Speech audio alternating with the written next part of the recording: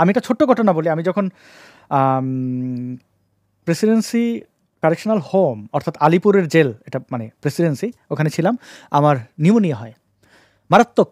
আমাকে কোনো প্রকার ট্রিটমেন্ট দেওয়া হয়নি, এবং যখন দেখলাম আমি মারা যাচ্ছি তখন তড়িঘড়ি করে নিয়ে একটি হাসপাতাল, কাছাকাছি একটা হাসপাতাল, নামটা আমি ভুলে গেছি, প্রেসিডেন্সি থেকে যেখানে নিয়ে যাওয়া হয় কাছে একটা হাসপাতাল, সেখানে নিয়ে একটা প্রিজনার্স ওয়ার্ড আছে, সেখানে রাখা হয়।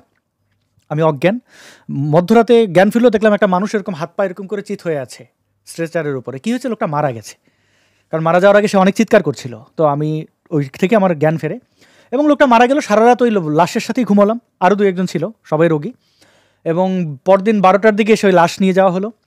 7-8 দিন আমি এখানে মৃত্যুর সাথে পাঞ্জা লড়ছিলাম। কোনো মানবিক ট্রিটমেন্ট আমি পাইনি, বরং বাংলাদেশি হিসাবে আমি যেহেতু জেলে আছি, আমার সাথে কেউ দেখাও করতে পারেনি সেভাবে। এবং সেই মুমূর্ষু অবস্থা থেকে আমি মৃত্যুর হাত থেকে ফিরে এসেছিলাম, এবং এই কথাগুলো আমি এতদিন বলিনি। আমি ভেবেছি এটার সাথে আমার সাথে এটা ব্যতিক্রম হয়েছে, আমি কে, আমাকে এত করবে, আমি নিজের এটাই ভেবেছি যে আমি কেউ না।